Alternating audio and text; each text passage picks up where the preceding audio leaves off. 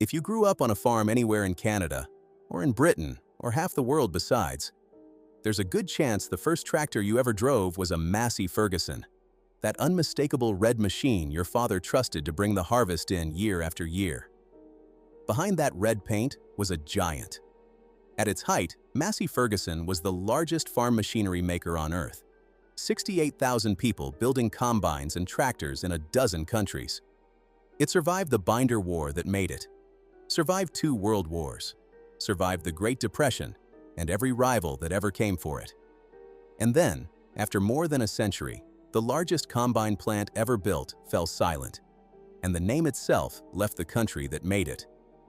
How does a company that survived everything the 20th century could throw at it simply disappear? What happened? Chapter 1. The Vermont Methodist. The story begins not in Canada at all, but across a border that hadn't yet hardened into anything that mattered, in Windsor, Vermont, in the winter of 1798, where a farmer's son named Daniel Massey was born into a family that believed in 2 things above all others: hard work and the Methodist God who rewarded it. By the time he was a young man, the family had moved north, into the bush country of Upper Canada, near a town called Cobourg, on the north shore of Lake Ontario. This was a hard place to be a farmer. The land was good once you cleared it, but clearing it was the work of a lifetime, pulling stumps, breaking rock, fighting back a forest that wanted its ground returned. Daniel Massey was good at it. He was strong, restless, and impatient, in a way that didn't always sit well with his neighbors. While other men accepted that farming meant breaking your back from dawn to dark, Daniel kept asking a different question. Not how to work harder, how to work less. He'd seen the first crude machines coming up from the American side. Threshers, simple things, mostly wood and a little iron, that could separate grain from straw faster than a man with a flail. And he understood something his neighbors didn't quite grasp yet. The future of farming wasn't in the muscle, it was in the machine. In 1847, Daniel Massey did something that would have looked, to a careful man, like recklessness. He bought into a small foundry at a place called Bond Head, near the lakeshore. He was nearly 50. He had a good farm, a settled life, everything a man of his time was supposed to want. And he set it partly aside to start building agricultural implements, plows, harrows, cultivators, and the seed of the thing that would make the name, mechanical threshers, assembled at first from parts shipped up from the United States and bolted together by Canadian hands. 2 years later, in 1849, he formalized it, the Newcastle Foundry and Machine Manufactory. A modest name for a modest building, in a town most of the world would never hear of. But inside it, something was happening that the rest of the country hadn't caught up to yet. Daniel Massey wasn't just selling tools, he was selling time. The hours a machine gave back to a man who'd spent his whole life believing those hours were owed to the soil. The implements sold. Word traveled the way it did then, farmer to farmer, over fence lines and at the mill. The Massey thresher worked, and a man whose machine works in a country full of men who need their work made easier is a man with a future. But Daniel Massey didn't get to see most of it. By the mid-1850s, his health was failing. In November 1856, in the town of Newcastle, he died, 58 years old, the foundry barely a decade established, the name not yet meaning anything beyond a stretch of the Lake Ontario shore. He left behind a small business with a good reputation and an uncertain future. And he left behind a son who would take that uncertain future and turn it into the largest farm machinery maker in the entire British Empire. Chapter 2. The Son and the City Heart. Almarin Massey was 33 when his father died, and he was, by every account, a more formidable man than Daniel had ever been. Where Daniel had been a restless farmer with a good instinct for machines, Hart was something Canada had not yet produced very many of, a true industrialist, with the cold patience to build an empire and the nerve to bet everything on it more than once. He was deeply religious, almost severe, a Methodist who took the faith's demands seriously and expected the same of everyone around him. He neither drank nor tolerated those who let drink interfere with the work. He was, people said, difficult to love and impossible to ignore. He took the small Newcastle operation and renamed it the Massey Manufacturing Company. And then he set about the slow, grinding work of growth. Better threshers, mowers, reapers, each one a little ahead of what the competition could offer. He understood, as his father had, that the machine was the product. But he understood something Daniel hadn't lived long enough to act on. The machine was only half the business. The other half was the world you sold it to. In the 1860s and 70s, that world was opening up fast. Confederation came in 1867, stitching the colonies into a country. The railways were pushing west. And the Canadian government, under John A. Macdonald, was about to hand men like Hart Massey the single greatest gift an industrialist of that era could receive. It was called the National Policy, and in 1879, it threw up a wall of tariffs around Canadian manufacturing. Foreign machines, American machines mostly, suddenly cost more to bring across the border. Canadian machines, built in Canadian factories by Canadian workers, had the home market to themselves in a way they never had before. For a man with a good product and the ambition to make more of it, the tariff wall wasn't a burden. It was a fortress. Hart Massey moved that same year, and he moved decisively. He pulled the whole operation out of the small town that had given it its name and brought it to Toronto, to a sprawl of brick factories on King Street West, near Strachan Avenue, on ground that had once been exhibition land. It was a calculated bet on scale. Toronto had the railways, the labor, the harbor, the capital. A factory there could feed not just Ontario, but the prairies opening up beyond the Great Lakes. The bet paid off enormously. The Toronto Works became one of the city's largest employers and one of its best-known sites. The Massey name spelled out in iron and smoke along the western edge of the growing city. Inside, hundreds of men turned out machines that went by railcar to farms most of them would never see, in places that were barely on the map yet. And the reputation crossed oceans. Back in 1876, a Massey harvester sent to the Great Paris Exhibition had taken a grand prize against the best the world could build. A Canadian machine, from a Canadian factory, judged superior in the capital of European manufacturing. By the 1880s, Massey implements were being shipped to Europe, to Australia, to South America. A company that had started as one man bolting American parts together in a lakeshore town was becoming something genuinely new for Canada, a manufacturer the rest of the world had heard of. The wealth that came with it built more than factories. The Massey family poured money into Toronto, into the University of Toronto, into Upper Canada College, into a great concert hall on Shooter Street that still carries the name today, into the Metropolitan Methodist Church. The family's later generations would reach heights no implement maker's descendants had any right to expect. Hart's grandson Vincent would one day become Governor General of Canada, the first Canadian-born man to hold the office. Another grandson, Raymond, would become a film star known on screens around the world. But all of that lay ahead.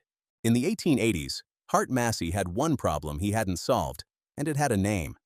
It was a rival firm, 80 miles down the road in a city called Brantford. And it was beating him. Chapter 3.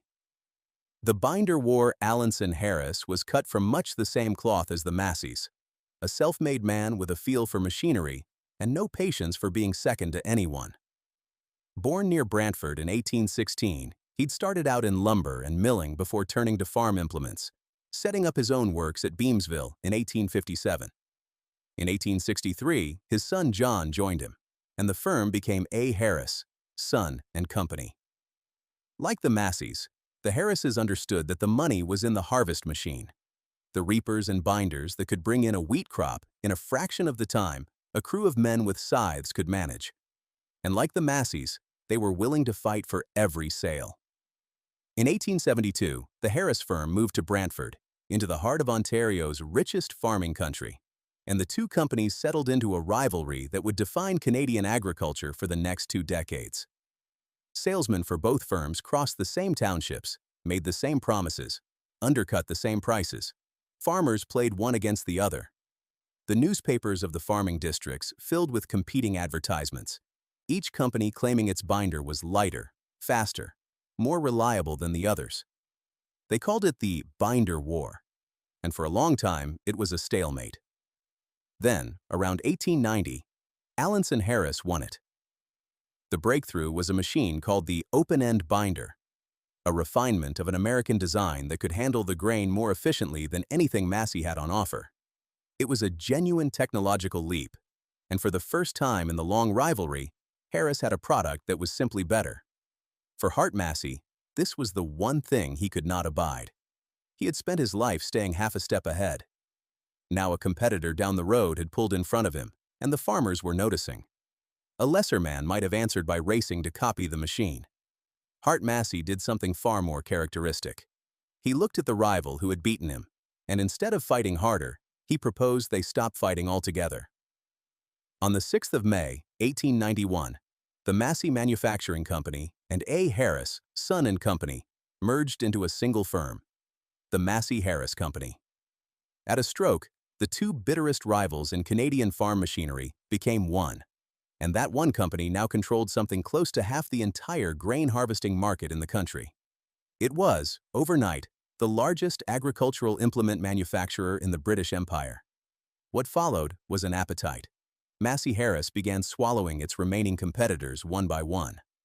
The Wisner Seed Drill Company, the Bain Wagon Company, and a plowmaker out of Brantford with a name worth remembering for later, the Varity Plow Company, whose works would become part of the Massey-Harris operation in that city, and whose name would echo, decades on, in ways no one in 1891 could have imagined. By the turn of the century, Massey-Harris wasn't just the biggest implement firm in Canada.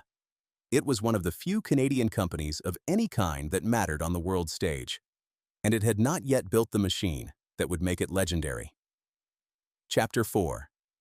The Self-Propelled Harvest.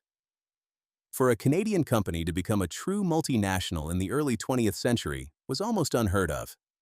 The flow of capital and ownership ran the other way. British money and American money came north to buy up Canadian enterprises, not the reverse. Massey-Harris was the exception. In 1910, it crossed the border in the other direction, buying the Johnston Harvester Company of Batavia, New York, a Canadian firm acquiring an American one, planting its flag in the home territory of its biggest rivals. Massey-Harris machines were already being sold across Europe, in South America, in the British colonies of Africa, and the wheat country of Australia. The little foundry on the Lake Ontario shore had become a name spoken in a dozen languages on farms scattered across the world. But the machine that would define Massey-Harris forever wasn't built yet. It was waiting on a problem that nobody had quite solved, and a man who would solve it. The problem was the combine harvester. A combine did the work of several machines at once, cutting the grain, threshing it, separating it, all in a single pass across the field.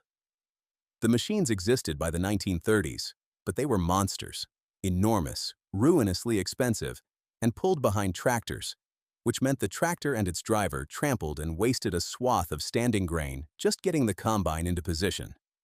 For most farmers, they made no economic sense at all. The man who changed that was an Australian-born engineer working for Massey-Harris named Tom Carroll. Carroll's idea was deceptively simple and fiendishly hard to execute. Take the engine, put it on the combine itself, and let the machine drive into the crop under its own power. No tractor, no wasted swath, no second worker. A self-propelled combine. He spent years on it, fighting the weight, the balance, the cost. By 1938, he had a working machine, the Massey-Harris No. 20. Heavy, expensive, but proof the thing could be done. Then he refined it, stripped weight out of it, drove the price down, and in 1941 produced the machine that would carry the company's name into legend, the lightweight, mass-produced Massey-Harris No. 21. It arrived at the worst and best possible moment. The world was at war.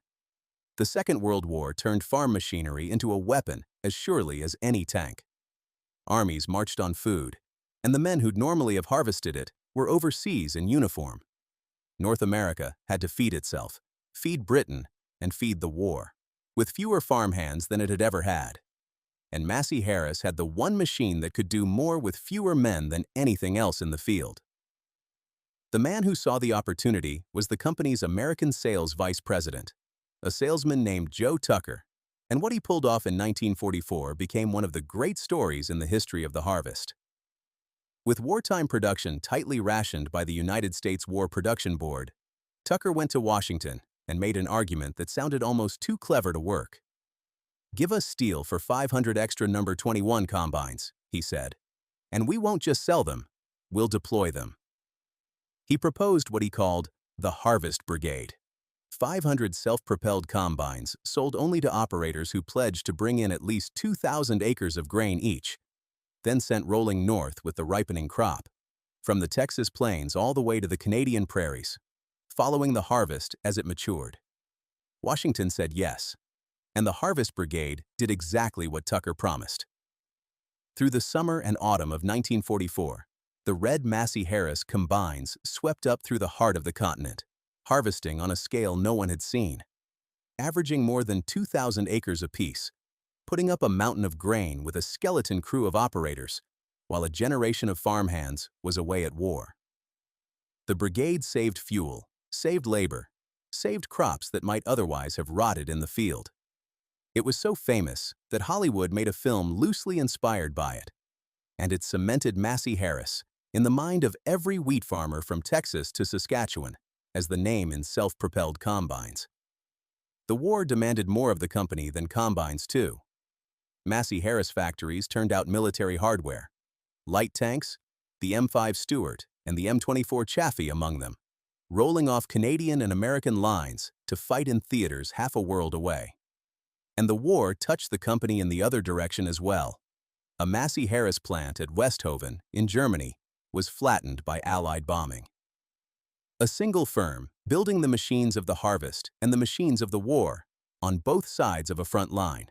When the peace came, Massey-Harris stood taller than it ever had. It had the combine the world wanted, factories on 2 continents, a name farmers trusted from the prairies of Canada to the veld of South Africa. A company founded by a Vermont-born farmer in a lakeshore village had become a pillar of Canadian industry and a power in the global business of feeding people. And it was about to make the deal that would give it the final piece, and the name the world would come to know. Chapter 5. The Handshake. In a workshop in the north of Ireland, and later in England, an inventor named Harry Ferguson had spent decades chasing a single idea, and it had nearly broken him more than once. Ferguson was a small, fierce, brilliant man, an Ulsterman with the temperament of a genius and the patience of none. His obsession was the tractor, or more precisely, the way a tractor and its implements worked together. The tractors of his day were dangerous, crude things. Hitch a heavy plow behind one and let it snag on a rock or a root, and the whole machine could rear up and flip backwards onto its driver, killing him. Men died this way with grim regularity.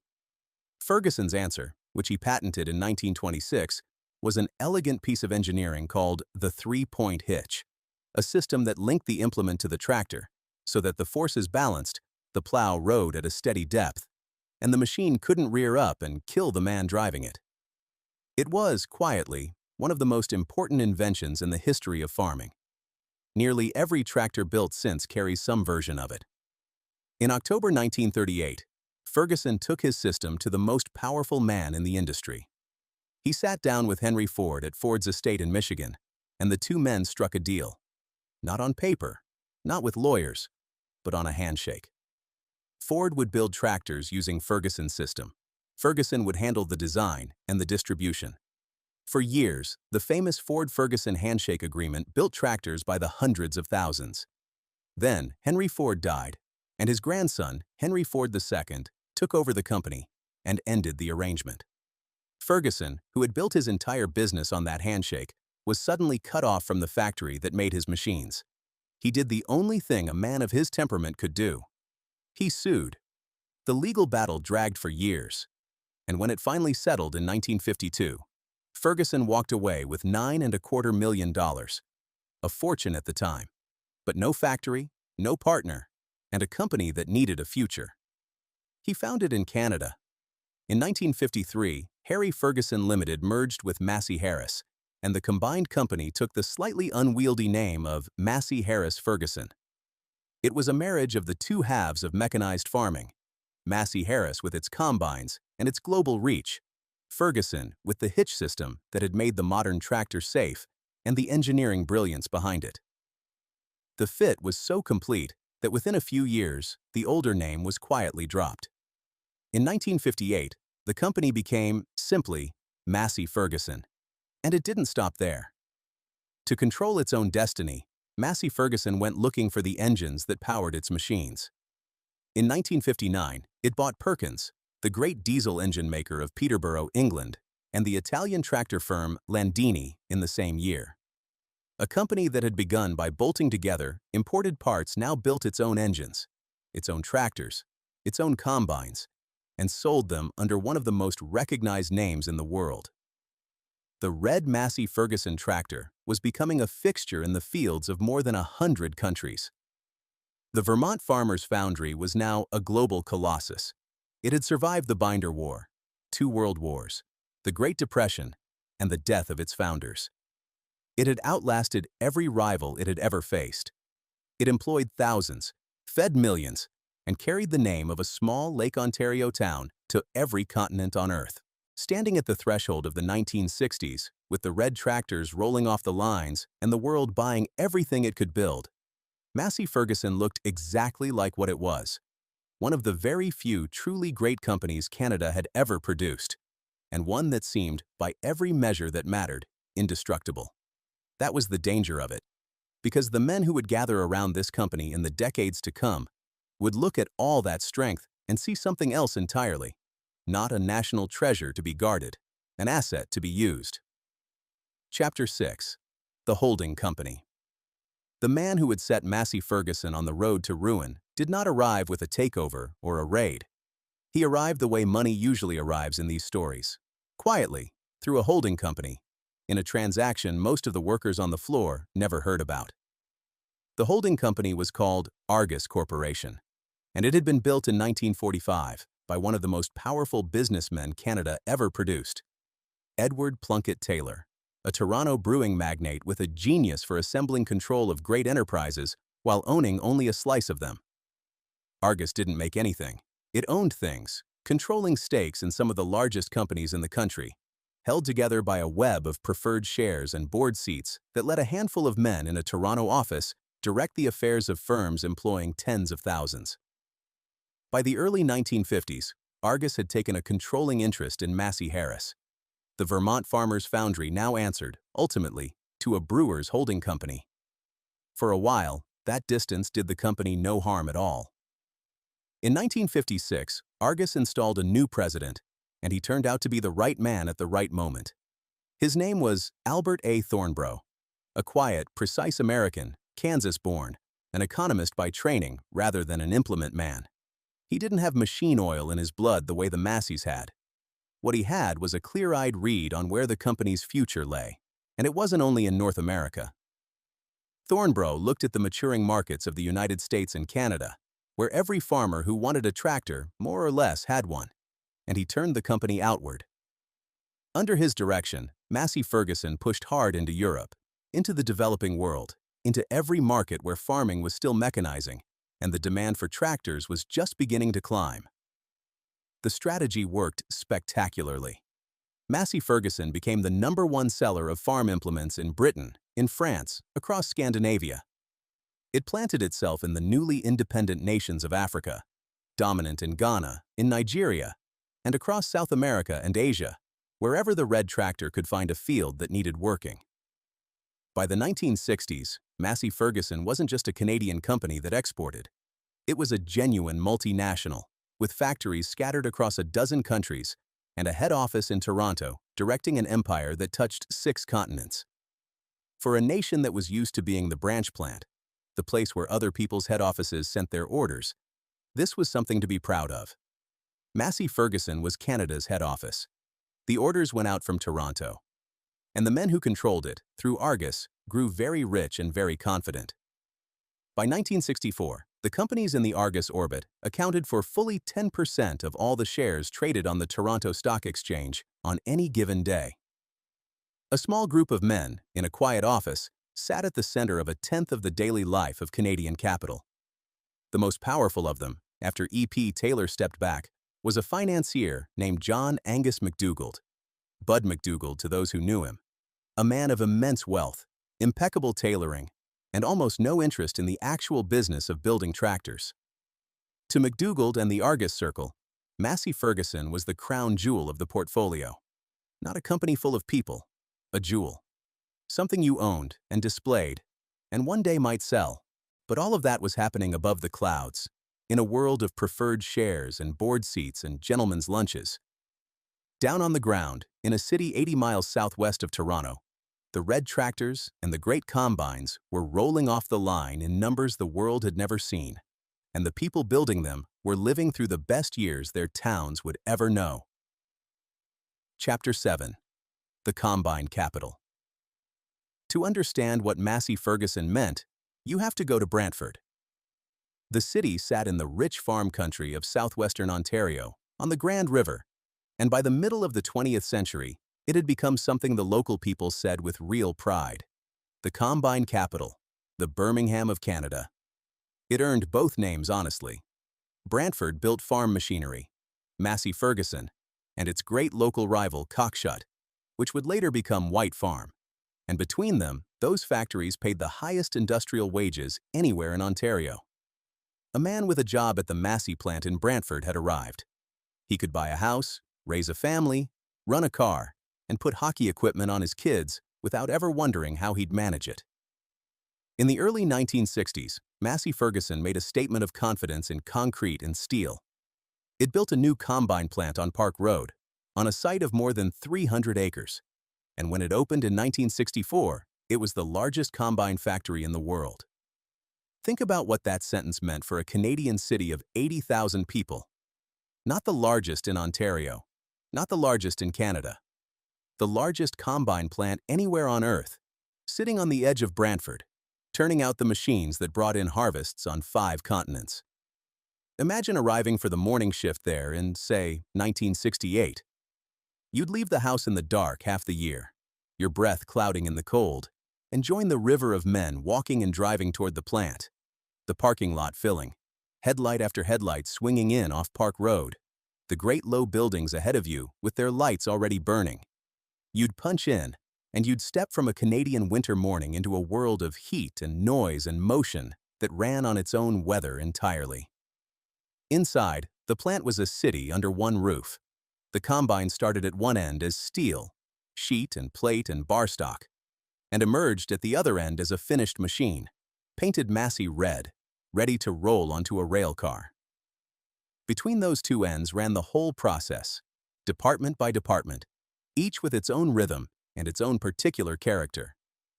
There was the press shop, where enormous stamping presses came down with a concussion you felt in your chest and the floor beneath your boots, shaping flat steel into the curved panels of the machine. There was the weld line, all spark and flash and the smell of hot metal, where the skeleton of the combine took shape. There was the paint shop, the machine going in bare and coming out that unmistakable red. And there was the assembly line itself, where the engine and the header and the threshing mechanism and the 1,000 smaller parts came together into something that worked. There was a particular order to the way a combine came together, and the men who'd been there longest could narrate it in their sleep. The header, the wide cutting bar that gathered the standing grain, was a subassembly of its own, built up on a line that fed the main one.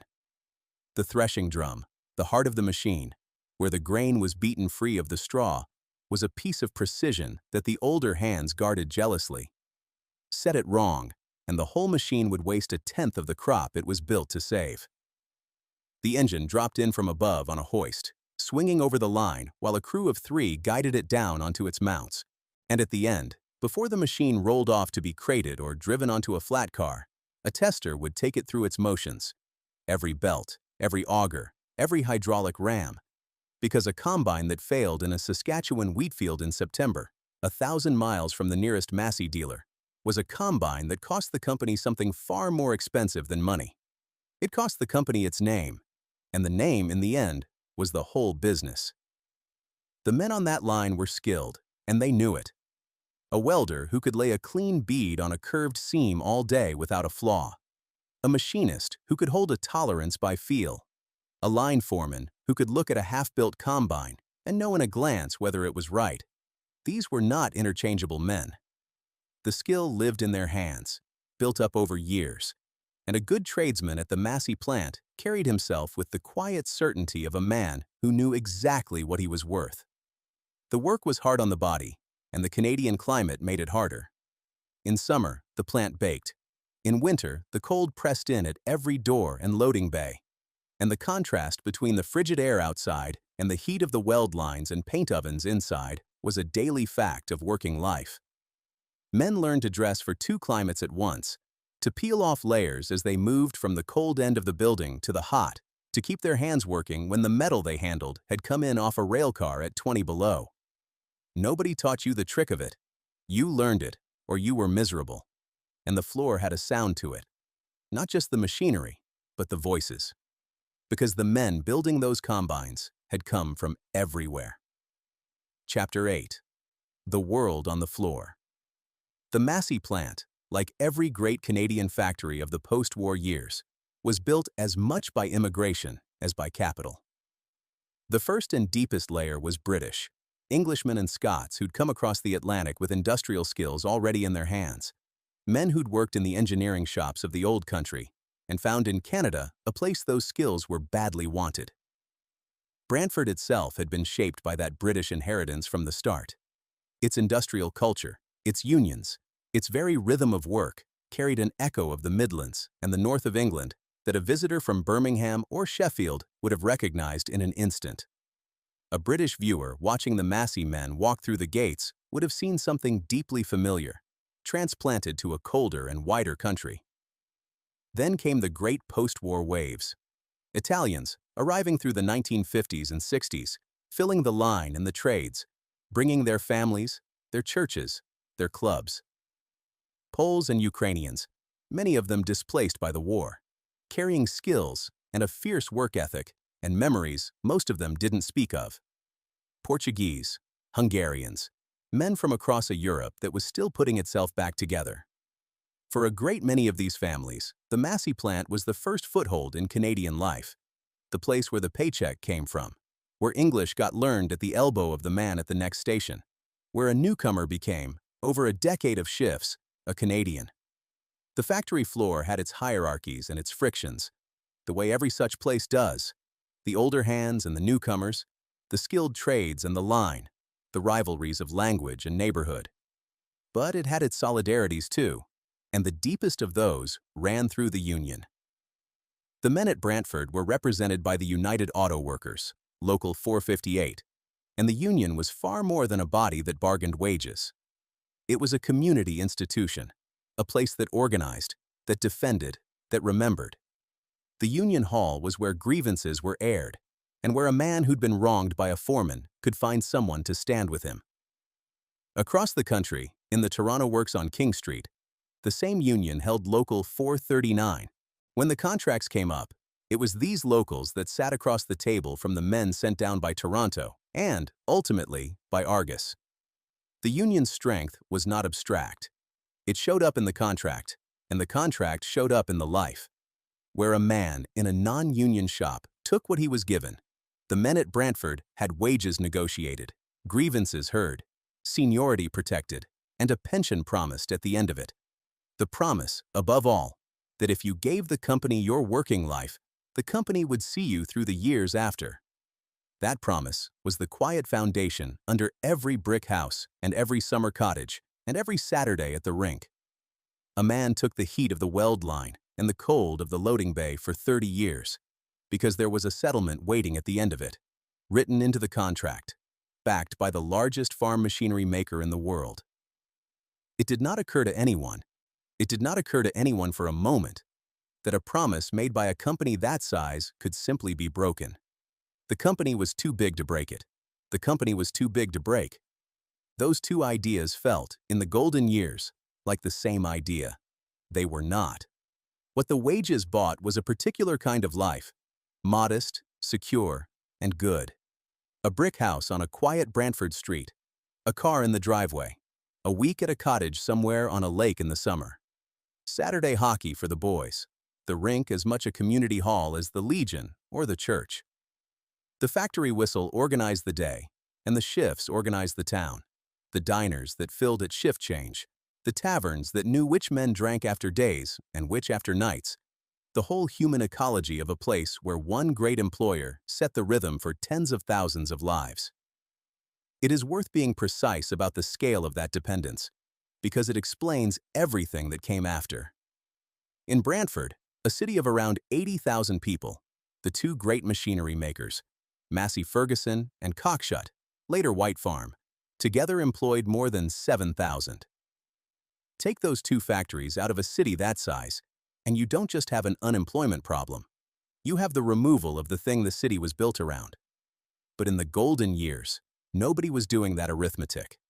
The plants were running flat out, the order books were full, and the combines kept rolling toward the rail cars in Massey red. Chapter 9. The largest in the world. By the middle of the 1970s, Massey-Ferguson stood at a height no Canadian manufacturer had reached before or has reached since. It was the largest farm machinery maker in the world. Not in Canada, in the world. It had outgrown the great American firms, outsold its European rivals, planted its red tractors in the fields of more than 100 countries. It was, by some measures, the oldest and largest industrial enterprise the country had ever produced. A Canadian multinational in an era when the phrase itself was nearly a contradiction in terms. And in 1976, the numbers reached their summit. Massey-Ferguson posted sales of roughly $3 billion.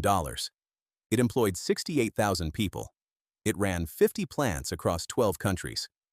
From a foundry in a Lake Ontario village, through a binder war and 2 world wars and a Great Depression, the company had become a global colossus, turning over $3 billion a year and feeding, through the machines it built, a meaningful fraction of the human race. The man at the top of it had come a long way, too.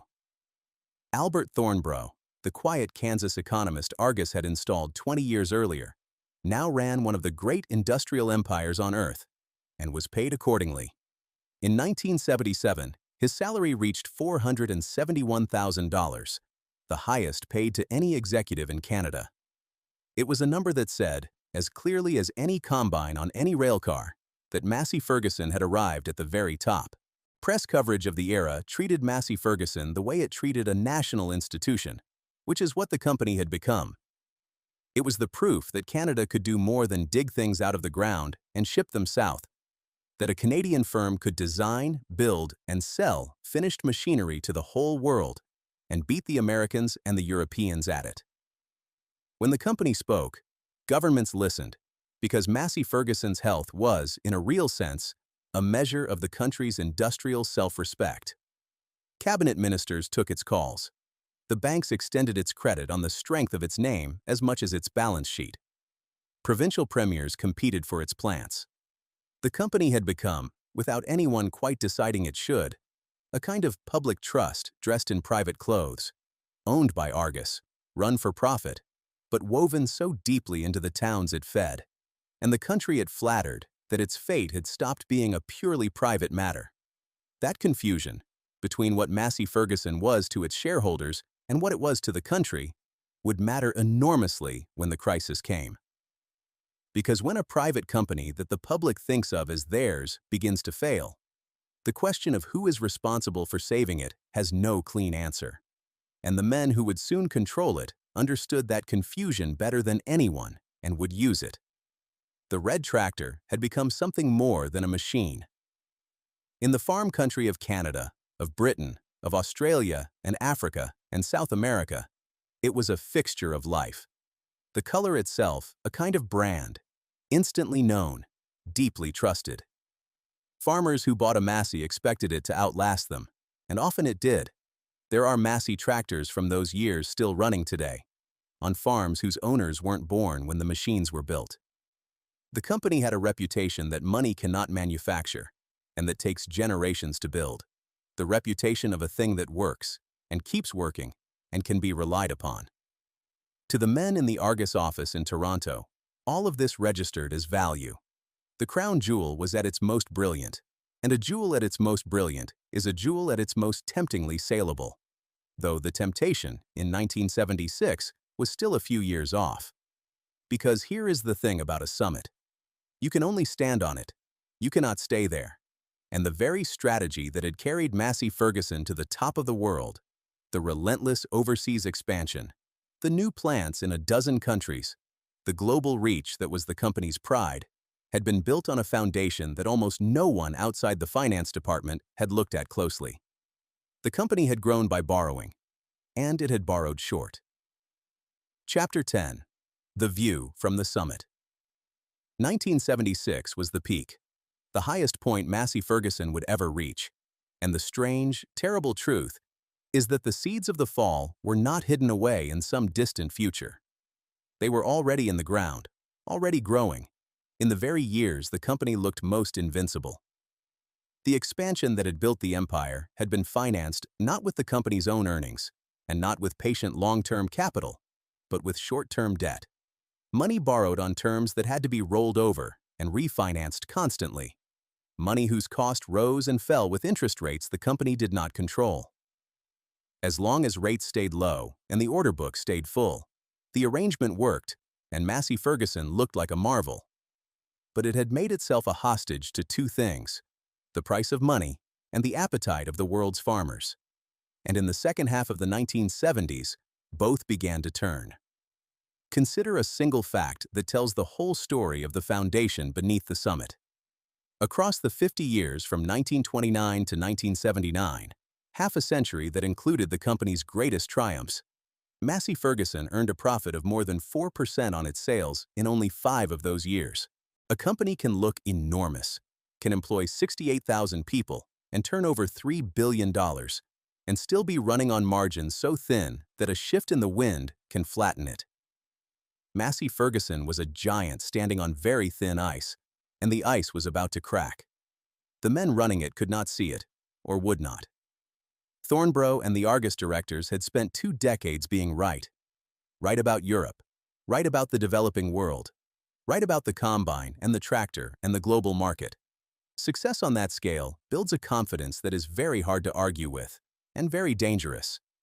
The company kept expanding, kept borrowing, kept treating the good years as though they were the permanent weather rather than a passing season. The board, controlled through Argus, kept drawing its dividends. And down in Brantford, the men on the line had no reason to think the order books would ever empty. The plant was the biggest in the world. The wages were the best in Ontario. Their fathers had worked there, and their sons would too. Nobody on that factory floor in 1976 could feel the ground shifting. But it was shifting. The price of money was about to climb to heights no one had imagined. The world's farmers were about to stop buying. And in a Toronto office, the old order that had run Argus for a generation was about to be shattered by a single death, opening the door to a 33-year-old who had been waiting with remarkable patience for exactly this moment. His name was Conrad Black, and the crown jewel was about to become his. Chapter 11. The 33-year-old. The trouble came from the price of money. For most of the company's life, Massey-Ferguson had borrowed cheaply and rolled the debt over without a second thought. But at the end of the 1970s, a man most of the workers in Brantford had never heard of changed everything. His name was Paul Volcker, and he ran the American Central Bank. And to break the back of inflation, he drove interest rates to heights nobody had seen in living memory. The Fed funds rate, around 11% in 1979, climbed to better than 20% by January of 1981. For a company that built its empire on short-term debt, this was not bad news. It was a death sentence in slow motion. Massey-Ferguson owed enormous sums that had to be refinanced constantly, and now every refinancing came at a ruinous price. By 1979, debt service alone was eating a fifth of everything the company took in. In the first 9 months of one fiscal year, Massey-Ferguson paid out $184 million in interest. Interest, not on the machines, not on the workers, on the money it had borrowed to grow. And the second pillar gave way at the same moment. The world's farmers, squeezed by the same high rates and a global downturn in agriculture, stopped buying tractors. The order books that had never emptied began to empty. A company that sold barely 7% of its output inside Canada now found its markets contracting everywhere at once. The numbers told a story almost too large to take in. In fiscal 1978, Massey-Ferguson lost $262 million, the largest loss in the history of any Canadian corporation to that point. Its debts had swollen to more than twice the value of the company itself. The crown jewel of Canadian manufacturing was, in plain accounting terms, coming apart. It was into this, not into the golden years, but into the wreckage of them, that the most famous name in this story arrived. And it is worth being precise about when he arrived, because the popular version of events gets it badly wrong. On the 15th of March, 1978, Bud McDougall died. His death cracked open the old order at Argus, the holding company that controlled Massey-Ferguson, and into that opening stepped a 33-year-old who had been waiting for exactly this. Conrad Black, with his brother Montague, moved to seize control of Argus by buying out the shares held by McDougall's widow and her sister, using, by most accounts, around $19 million of borrowed money to gain command of a corporate empire worth several billion. Black would later write that the widows understood and approved every word of the agreement. Critics, including the Globe and Mail, were less generous, suggesting the women had been poorly advised. The dispute has never fully settled. What is certain is that a young man with very little of his own money had just taken control of the largest industrial enterprise Canada had ever produced, and that the enterprise was already bleeding to death when he got it. Black did not destroy a healthy company. The company was mortally wounded before he held a single share. This matters, because the title that popular memory has hung on this story, that one man came in and killed Massey-Ferguson, collapses on contact with the calendar. What Black actually did, in the time he held control, was what financiers of his kind do. He elevated a sharp young executive named Victor Rice to run the operations. He cut. Plants were rationalized, costs stripped out, workers laid off. He refocused the company on what it did best: tractors, combines, diesel engines, and tried to staunch the bleeding. For a brief moment, he staked his considerable pride on saving the thing. There was even a way out offered, and it was refused. In October of 1979, the German automaker Volkswagen made an informal approach about taking a controlling interest in Massey-Ferguson, 51%. A foreign owner, yes, but a deep-pocketed one with the capital to carry the company through the storm. Black rebuffed it. Whether that was pride, or a gambler's faith that the business was fundamentally sound, or simple miscalculation, the offer went nowhere. And the storm kept rising. By the spring of 1980, the prestige Black had staked began to look like a bad bet, and he did something that critics have never forgiven and admirers have never quite explained away. On the 23rd of May, 1980, he resigned as chairman of Massey-Ferguson. He was getting out. The manner of the exit is the part that still draws blood in Brantford. In October of 1980, Argus donated its remaining stake in Massey-Ferguson, about 16% of the company, to Massey-Ferguson's own employee pension funds. On its face, it sounded almost generous. The workers' own pension funds would now hold a large share of the company, making Massey-Ferguson, briefly, one of the largest employee-controlled corporations in the world. But look at it cold, the way the financial press did at the time, and a different shape appears. The donation handed Argus a tax write-off of around $23 million. It transferred a stake that was rapidly losing value off Argus's books and onto the books of the workers' retirement funds. And it allowed Argus's directors to resign en masse and walk away from the wreck. One American paper called it, dryly, a tidy deal. Conrad Black had inherited a dying company, cut into it, refused a rescue, and then, through a maneuver that cost him a depreciating asset and gained him a tax advantage, distanced himself from the corpse before it was cold. He blamed, in his own defense, the extravagance of the years before he or any of his associates had anything to do with the place. And on that narrow point, the record agrees with him. The debt, the overexpansion, the thin margins, those were not his doing. But a man does not have to swing the killing blow to leave a body worse off than he found it. And the people he left behind were about to discover that the real rescue would not come from any of the men who had grown rich off the company. It would come, if it came at all, from the public. It nearly didn't come. In October 1980, the federal government refused to help. Then the arithmetic of a city like Brantford reasserted itself. 7,000 jobs, a community built around them, an election never far away, and the politics shifted. On the 7th of February, 1981, the federal industry minister, Herb Gray, announced that Ottawa would guarantee up to $125 million of Massey-Ferguson's debt, and the Ontario government of William Davis another $75 million. $200 million in public guarantees to anchor a refinancing of more than $700 million involving something like 250 banks around the world. The Canadian Imperial Bank of Commerce, the company's largest creditor, converted $100 million of debt into preferred shares and bought $50 million more. The taxpayers of Canada and the banks of Toronto had stepped in to save a company that the men who owned it had already abandoned. And there was a condition, spoken and unspoken, attached to that rescue. This was a Canadian company, saved with Canadian money, and it was to remain Canadian. There is a version of every collapse where someone saw it coming. In the Massey story, the warnings were not hidden. They were structural, written into the company's own books, visible to anyone who cared to read a balance sheet. The men who had run Argus through the 1960s and 70s had treated Massey-Ferguson the way a wealthy family treats an old estate, a thing to be enjoyed and displayed and drawn upon, not a thing to be questioned. The dividends flowed up to the holding company, and the holding company's directors voted themselves more of them, and the question of whether the underlying enterprise could sustain that flow was somebody else's problem. The board had, in effect, borrowed against the company to buy the company, and then asked the company to pay for it. The arithmetic was unforgiving, and the people who understood finance could see it closing in.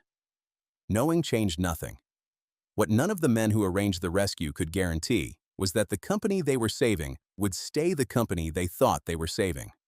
A bailout buys time. It does not buy loyalty. And the men who would decide how to spend the time the public had bought were not, in the end, accountable to the public that bought it. There was a financier named John Abel, brought in to help study the refinancing. There was Neil Arnold, the treasurer who would help engineer what came next. There was a combine company man named Ivan Porter, who would soon inherit a company doomed before it opened. And behind them all stood the figure now in charge, a 39-year-old Englishman, the son of a chimney sweep, with a Ford Motor Company background and an instinct for financial engineering that would make Conrad Black's maneuvers look almost gentle. His name was Victor Rice. Chapter 12. Project Sunshine. Victor Albert Rice was the son of a chimney sweep from Hitchin, in the south of England, and he had risen on pure ability from the floor of Ford's vast Dagenham plant to the top of one of the great companies of the industrial world. He was clever, decisive, and unsentimental, exactly the qualities a desperate situation seemed to demand. When Black left in 1980, Rice took the chairmanship of Massey-Ferguson, and over the next several years, he did something nobody had managed in a decade. He stopped the bleeding. He led restructuring after restructuring, working with his treasurer, Neil Arnold. In 1984, the company bought Rolls-Royce diesels and, for the first time since 1979, turned a profit. For a moment, it looked as though Rice might be the man who saved Massey-Ferguson, who took a company on public life support and nursed it back to health. But the health was selective, and the parts of the company that didn't fit the recovery were about to be dealt with in a way that would end up before the highest court in the United States. The problem was the combine business, the very heart of the old company, the machines that had made the name, built in Brantford in the largest combine plant in the world. Combines were losing money, and in 1985, Rice's solution was to gather the money-losing combine operations into a new, separate company, Massey Combines Corporation, headquartered in Brantford. The next year, 1986, he went further, renaming the parent company itself. Massey-Ferguson, that name carried across the world for generations, became Varity Corporation. The company said the new name honored the old Varity Plow Works, the Brantford ploughmaker swallowed back in 1891. Perhaps it did. It is also true, and hard to ignore, that the word Varity contains, spelled out within it, the initials of Victor A. Rice. Inside the company, the reorganization had another name, an internal one, and it is the name that survives in the court record. They called it Project Sunshine. Here is what Project Sunshine did, in the plainest terms. The profitable, recovering parts of the business stayed with Varity. The money-losing combine operations were placed in Massey Combines Corporation, and into that subsidiary were transferred not just the troubled divisions, but a mountain of debt. More than $200 million of long-term liabilities, set against assets that had been generously valued. The workers were asked to move with their jobs into the new company. About 1,500 of them, trusting the assurances they were given, agreed to the transfer. And the company also assigned to Massey Combines the benefit obligations owed to some 4,000 people who had already retired from Massey-Ferguson, people who had given the company their working lives and were now, without being asked, made the responsibility of a brand new corporation. A corporation that, the courts would later find, was doomed from the moment it was created. This is the heart of the matter, and it is the one place in this entire story where a court, not a documentary, not an angry union hall, but the Supreme Court of the United States, looked at what was done and named it. The case was Varity Corporation versus Howe, decided in 1996, brought by former Massey-Ferguson workers led by a man named Charles Howe, and the findings are devastating in their precision.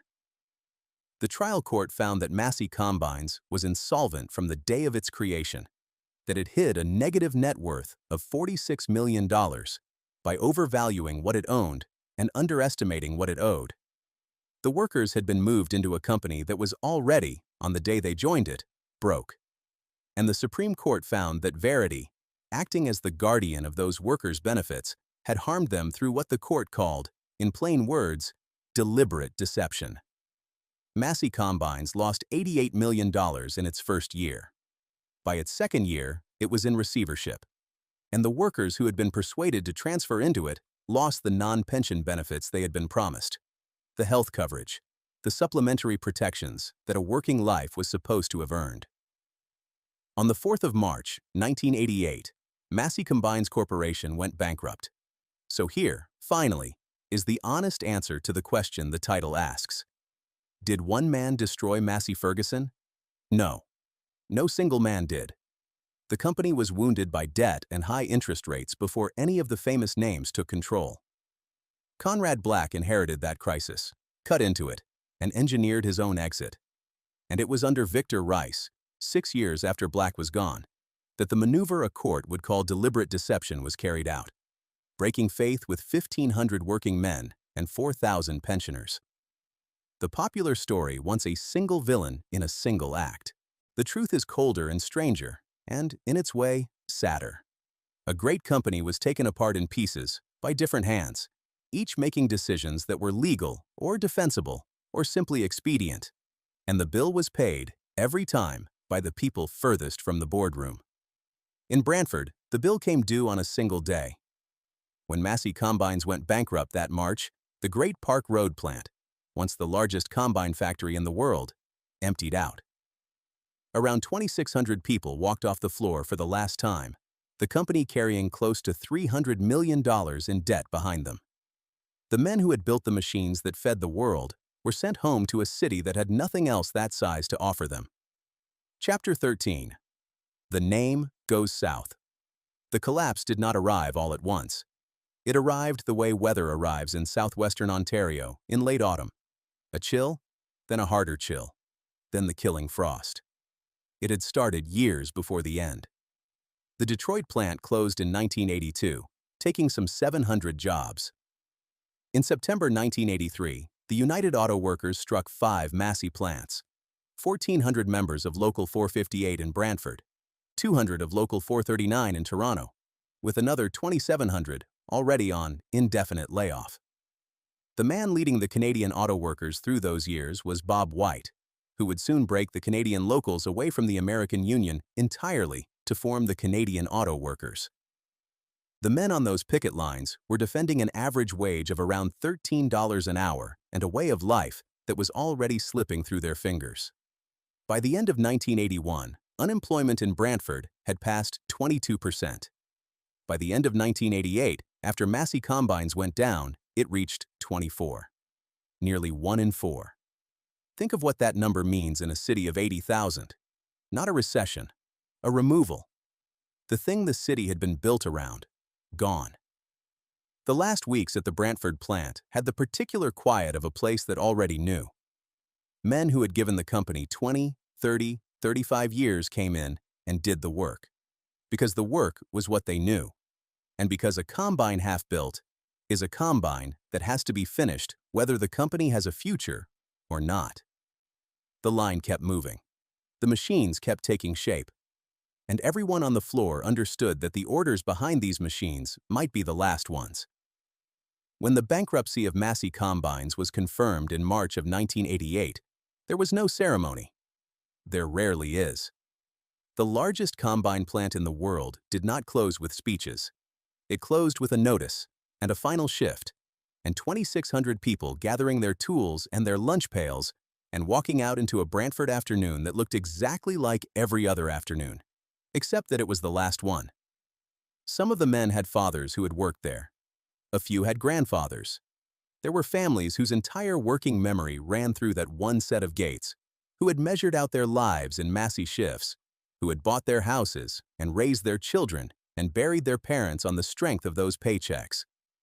For them, the closure was not the loss of a job. It was the loss of an inheritance, the breaking of a chain that had run for 3 generations. The union fought it the way unions fight a closure they cannot stop, with everything they had and no leverage to make it matter. By 1988, the Canadian Auto Workers had broken away from the American Union under Bob White and become the Canadian Auto Workers, and the CAW knew this kind of fight intimately. It would fight 100 more like it in the decades to come. But a union cannot bargain with a bankruptcy. There is no one on the other side of the table. The company that owed the obligations was insolvent, and the parent company that had created it had structured things precisely so that the obligations stayed with the part that failed. Massey-Ferguson, the surviving, profitable part, bought back the conventional combine business from the receiver for around $8 million. But it did not buy back the Brantford plant. The work that could be made profitable elsewhere was kept. The building where the work had been done and the city that depended on it were not. That distinction between the profitable thread of a business and the place and people who had carried it is the whole story of what happened to Brantford, told in a single transaction. The politicians came, as politicians do, with statements and concern, and the limited tools a government has once a company has decided to leave. The provincial and federal representatives who had helped arrange the 1981 rescue could do little in 1988 but watch the consequences arrive. The money they had committed years earlier had bought the company time. The time had been used. And the using of it had been decided in rooms they were not in. And the company that remained, Varity, the recovering, profitable parent that had shed its losses into the bankrupt subsidiary, did the thing that the bailout was supposed to have prevented. In 1991, Varity moved its headquarters out of Canada. It crossed into the United States, to Buffalo, New York, into a grand old mansion on Delaware Avenue. The move was approved by 97% of shareholders. Victor Rice insisted it had nothing to do with nationalism or trade agreements, that it should not be read as any rejection of Canada or the company's Canadian heritage. But the company that Canadian taxpayers had rescued in 1981, on the understanding that it would remain Canadian, had ceased, in any meaningful sense, to be Canadian at all. The end of the name came 3 years later. On the 29th of June, 1994, Varity sold the Massey-Ferguson farm equipment business, the tractors, the combines, the red machines, the whole inheritance of Daniel Massey and Hart Massey and Harry Ferguson, to the American company AGCO for $310 million in cash and 500,000 shares. And in the fine print of that sale was a final, telling detail. Varity kept the North American pension and retiree medical obligations rather than passing them to the buyer. the name went south. The promises stayed behind. There were two broken pension stories, and they should not be confused. The American workers' fight over their lost benefits went all the way to the U.S. Supreme Court in Varity versus Howe. In Canada, the failure landed on a different institution, Ontario's Pension Benefits Guarantee Fund, a public backstop created in 1980, which was forced to draw $22 million to cover the Massey-Ferguson shortfall in 1988. Canadian retirees were left with capped pensions and, for many, no health benefits at all. The same broken faith, on two sides of a border, handled by two different systems, and remembered decades later when the same pattern played out at Algoma Steel, at Nortel, at Sears Canada. Victor Rice stayed in Buffalo. Varity later merged with Britain's Lucas Industries, and what was left was eventually bought by another firm, and the Buffalo office closed. Rice died there, in Buffalo, in 2022, far from Hitchin, far from Dagenham, far from the Brantford floor where the combines used to roll. What happened to the men who walked off that floor is the part that doesn't make the court records. Some found other work. Many didn't. Not at those wages. Not at that age. The men in their 50s were the worst caught. Too old to retrain easily. Too young to retire. Skilled at a trade the city no longer needed. Some left, joining the long Canadian migration toward work in Ontario's other industries, or out west to Alberta. The immigrant families who had built their first Canadian foothold on the Massey floor lost not just a paycheck, but the institution their community had grown around. And the great plants themselves went the way of the men. In Toronto, the sprawling complex on King Street West, the works Hart Massey had bet the company on in 1879, was demolished and redeveloped until only the old head office building was left standing, a single survivor among the condominiums. In Brantford, the industrial heart of the city, the Greenwich Mohawk lands where Massey-Harris and Varity and Cockshut had stood for over a century, became something worse than empty. They became poisoned. 50-odd acres of contaminated brownfield, the soil itself made toxic by 100 years of industry. A fire tore through the last of the abandoned buildings in 2005. The city took ownership in 2007 and spent years and tens of millions of dollars hauling away and cleaning the earth, 148,000 cubic meters of soil, before anything could be built there again. There was a fight near the end of the cleanup over a single building, the old Cockshut office block, built in 1903, one of the last physical traces of the industrial district that had defined the city. A group determined to save Brantford's industrial memory pushed to protect it under Ontario's heritage law, with the hope of one day making it the home of a Canadian Industrial Heritage Centre, a museum to the machines and the men. It is a particularly Canadian kind of ending, not a grand memorial raised in triumph, but a quiet, stubborn effort to keep one building standing so that the story would have somewhere to live. The combines went to Agjo, the pensions went to the courts and the public funds, and the memory went, if it went anywhere, into the hands of a few people who refused to let the ground be paved over as though nothing had ever stood there. Walk that ground now, in a Brantford winter, and there is little to tell you what stood there. The forest does its patient work at the edges, birch and sumac pushing up through whatever cracks the remediation left behind. The river runs the same as it did when the works were full, and the whistle set the rhythm of the city. The silence is the wrong shape for the place. A factory that ran for a century leaves a kind of absence behind it that you can feel before you can name. What remains? The red tractor never died. That is the strange afterlife of this story. The Massey-Ferguson name lives on, owned now by AGCO, an American company headquartered in Georgia. The tractors are still built, but the global home of the brand is a plant in Beauvais, France, which rolled out its millionth Beauvais-built machine in 2022. The same year, the name turned 175 years old. A farmer somewhere this morning climbed onto a Massey-Ferguson and went to work, and the color was the same red it always was. And the name on the hood was the name a Vermont-born Methodist gave to a foundry on the Lake Ontario shore in 1847. The name survived. The company didn't.